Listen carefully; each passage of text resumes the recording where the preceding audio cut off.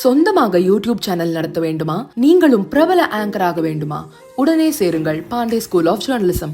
Contact 7388824242.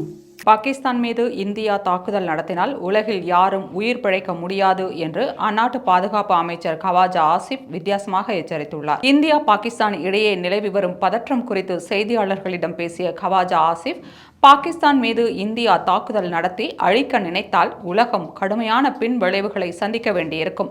காசா மீது Israel பிரதமர் Benjamin Netanyahu நடத்திய தாக்குதலை போல பாகிஸ்தான் மீது இந்தியா தாக்குதல் நடத்த திட்டமிட்டு வருகிறது. குறிப்பாக இந்தியா நடத்தும் தாக்குதலால் பாகிஸ்தான் அழியும் நிலைக்கு சென்றால் உலகம் மிகப்பெரிய பின் விளைவுகளை சந்திக்க வேண்டியிருக்கும். பாகிஸ்தான் மீது இந்தியா எப்போது வேண்டுமானாலும் தாக்குதல் நடத்த தயாராக உள்ள நிலையில் இந்தியா நடத்த உள்ள தாக்குதலில் ஒன்று பாகிஸ்தான் பிழைக்க வேண்டும் அல்லது யாரும் பிழைக்கக்கூடாது என்று தெரிவித்துள்ளார். மேலும் பஹல்காம் பயங்கரவாத தாக்குதல் குறித்து சர்வதேச விசாரணை நடத்த வேண்டும் என்று பாகிஸ்தான் பிரதமர் ஷெபாஸ் ஷெரீப் தெரிவித்துள்ளார் என்றும், பஹல்காம் பயங்கரவாத தாக்குதலில் இந்தியா அல்லது இந்தியாவைச் சேர்ந்த அமைப்புகள் சம்பந்தப்பட்டுள்ளதா என்பது சர்வதேச விசாரணையில்தான் தெரியவரும் என்றும் கவாஜா ஆசிப் கூறினார். முன்னதாக சிந்து நதிநீர் ஒப்பந்தத்தின்படி பாகிஸ்தானுக்கு தர வேண்டிய தண்ணீரை திசை திருப்ப இந்தியா கட்டும் எந்த ஒரு கட்டமைப்பையும் பாகிஸ்தான் அழிக்கும் என்று கவாஜா ஆசிப் சவடால் விட்டிருந்தார்.